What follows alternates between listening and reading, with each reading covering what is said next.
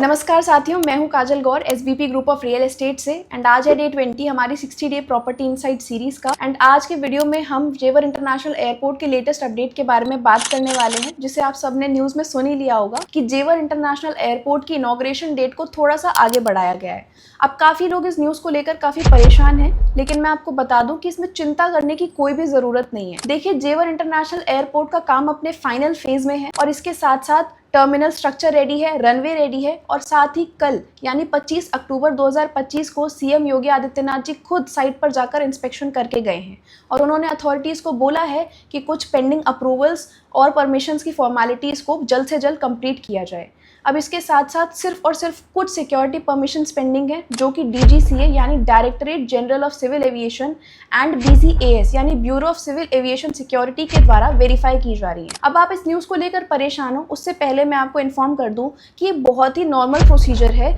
हर बड़े aviation project के last phase में कुछ परमिशंस, कुछ अप्रूवल्स बहुत ही कंपलसरी होते हैं, तो ये कोई बहुत बड़े डिले की बात नहीं है। ये सिर्फ एक छोटी सी टेक्निकल फॉर्मेलिटी है और वैसे भी ऑफिशियल्स के अकॉर्डिंग जैसे ही ये परमिशंस मिल जाएंगी तब एक फाइनल इंस्पेक्शन होगा और नई इनॉग्रेशन डेट बहुत ही जल्दी अनाउंस कर दी जाएगी। सबसे इंपॉर्टेंट बात है कि सीएम योगी आदित्यनाथ जी खुद इस प्रोजेक्ट को मॉनिटर कर रहे हैं और उनके क्लियर इंस्ट्रक्शंस हैं कि रिमेनिंग वर्क को फास्ट ट्रैक पर कंप्लीट किया जाए और एयरपोर्ट को जल्दी से जल्दी ऑपरेशनल बनाया जाए। तो दोस्तों, काम रुका नहीं है, फील्ड पर काम बहुत स्पीड से चल रहा है। सिर्फ और सिर्फ इनॉग्रेशन डेट को थोड़ा आगे बढ़ाया गया है। अब सवाल ये उठता है कि इसका रियल एस्टेट मार्केट पर क्या इफेक्ट आने वाला है।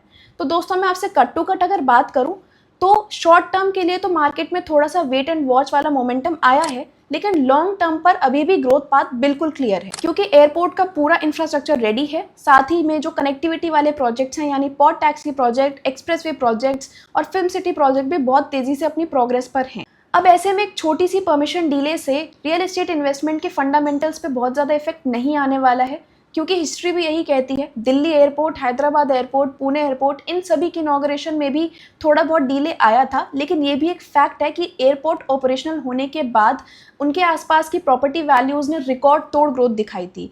तो आप सभी रिलैक्स रहिए, क्योंकि जेवर इंटरनेशनल एयरपोर्ट की नई इनॉग्रेशन डेट जब लॉन्च होगी तो उसके बाद मार्केट में वापस एक पॉजिटिव मोमेंटम ज़रूर आएगा। और ओवरऑल देखा जाए तो ये कोई बैड न्यूज़ नहीं है, ये सिर्फ एक छोटा सा फॉर्मल अप्रूवल डिले है।